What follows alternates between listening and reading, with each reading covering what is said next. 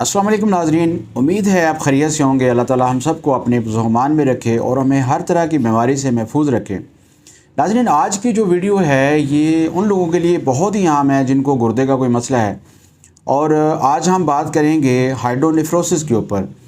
Hydronephrosis एक ऐसी medical condition है जिसके अंदर गुर्दा जो है वो फूल जाता है, उसमें स्वेलिंग हो जाती है, गुर्दा इनलार्ज हो जाता है, यानी उसके अंदर इनलार्जमेंट पैदा हो जाती है, उसका साइज़ बढ़ जाता है। तो ऐसा उस वक़्त होता है जब गुर्दे के अंदर जो यूरिन होता है वो ज़्यादा जमा होना शुरू हो जाता है।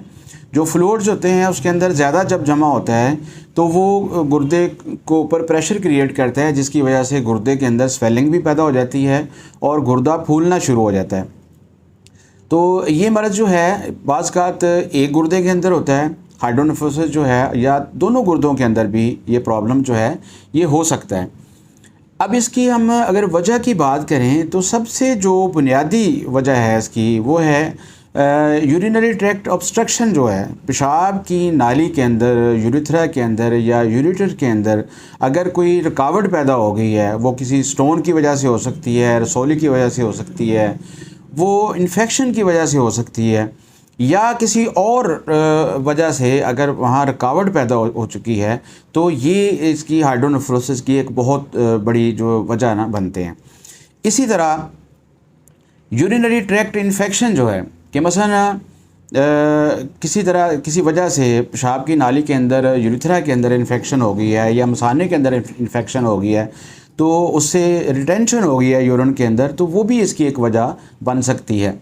उसके बाद वैसो यूरिट्रल रिफ्लेक्स होता है कि बाज़ का ऐसा होता है कि मसाना जो है उसके अंदर कोई स्वेलिंग होने की वजह से, इन्फेक्शन होने की वजह से यूरिन जो है वो बैक फ्लो करता है, यूरेटर के ज़रिए पेशाब की नाली जो गुर्दे से पेशाब को लेकर मसाने तक आती है।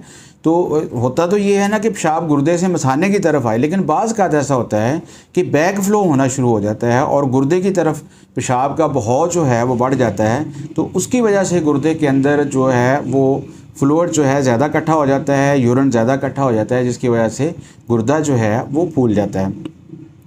फिर हमल के दिनों में भी ऐसा होता है कि बाज़ कुछ लेडीज़ के अंदर उनको जब प्रेगनेंसी होती है तो उनको हाइड्रोनेफ्रोसिस का मसला हो जाता है।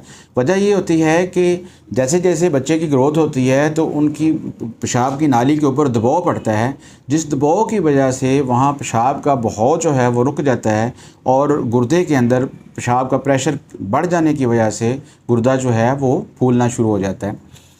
इसके बाद न्यूरोजेनिक ब्लैडर, इसको हम एक मर्ज़ को हम कहते हैं, जिसके अंदर ये होता है कि ब्लैडर के जो मसल्स हैं वो उनके अंदर प्रॉब्लम क्रिएट हो जाता है, या नर्व डैमेज की वजह से ये मसला हो सकता है। जैसे कि शुगर पेशेंट के अंदर ये प्रॉब्लम जो है वो ज़्यादा होता है। अब हम बात करते हैं कि हाइड्रोनेफ्रोसिस की अलामत क्या होती हैं। तो इसके अंदर ये होता है कि ये जो पसलियाँ हैं, पसलियों से लेकर कूल्हे की हड्डी का दरमियानी हिस्सा जो है, यानी गुर्दे का किडनी रीजन जो है, वहाँ जो है मुसलसल दर्द फील होता है, बार बार यूरिन आता है और यूरिन के बाद ऐसा लगता है जैसे कुछ रह गया है पेशाब, दोबारा मरीज़ को आदत होती है, यूरिन के साथ ब्लड आता है और कै भी होती है, बाज़ लोगों के अंदर वोमिट होती है, और उसके बाद ये होता है कि बुखार भी होता है। अगर इन्फेक्शन जो ज़्यादा है तो फिर मरीज़ को उसके साथ बुखार भी हो सकता है। अब हम बात करते हैं कि होम्योपैथी में इसका इलाज कैसे किया जाता है। तो नाज़रीन, होम्योपैथी में गुर्दे के लिए बहुत ही ज़बरदस्त मेडिसिन है, बहुत ज़्यादा मेडिसिन हैं जो तकरीबन गुर्दे के हर तरह के प्रॉब्लम के लिए इस्तेमाल होती हैं। अगर मैं गुर्दों की सोजिश की बात करूँ तो 38 से ज़्यादा मेडिसिन ऐसी हैं जो गुर्दे की सोजिश के लिए इस्तेमाल होती हैं। अगर मैं किडनी कंजेशन की बात करूँ, वो उसमें ब्लड कंजेशन हो गई है या किसी फ्लूइड की वजह से कंजेशन है उसके अंदर, तो 104 मेडिसिन ऐसी हैं जो किडनी कंजेशन के लिए इस्तेमाल होती हैं। लेकिन हर मेडिसिन जो है वो अकॉर्डिंग टू सिम्पटम ही इस्तेमाल होगी। होम्योपैथी के फंडामेंटल लॉ जो हैं उनके मुताबिक इस्तेमाल होगी तो वो काम करेगी। तो आज हम आपको हाइड्रोनेफ्रोसिस की 4 ऐसी मेडिसिन जो हैं वो बताते हैं जो कि बहुत ही ज़्यादा इफेक्टिव हैं और बहुत रैपिडली काम करती हैं और मरीज़ को बहुत जल्द शफायाबी की तरफ लेकर जाती हैं। उनमें से सरफ़हरिस्त जो है वो आर्सेनिक एल्बम है, एपस मिलीफिका है, यूकलिप्टस है, नाइट्रिक एसिड है। ये मेडिसिन ऐसी हैं जो कि गुर्दे का जो ऊपर उसके अंदर जो यूरिन की रिटेंशन हो रही है, गुर्दा फूला हुआ है, उसको ये ठीक करती हैं और मरीज़ को बहुत जल्द जो है वो रिलैक्स कर देती हैं।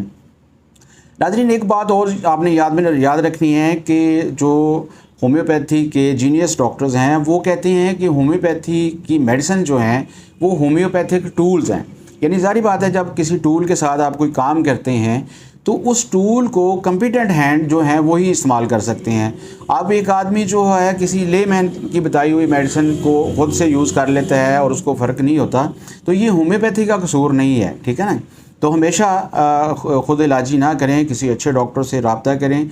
अगर ये 4 मेडिसिन जो हैं इनको जिसके भी सिम्टम है, जैसे मैंने 104 मेडिसिन पहले आपको बताई हैं, ये तो मैं एग्जांपल के तौर पे आपको बता रहा हूँ कि ये 4 मेडिसिन जो हैं ये टॉप रैंक रखती हैं इस मसले के अंदर, लेकिन इनका इस्तेमाल आपने अलामत के मुताबिक ही करना है। तो ये 30% से 200% तक अपने मुआलिज के मशवरे से आप यूज़ कर सकते हैं। नाज़रीन, आज के लिए इतना ही।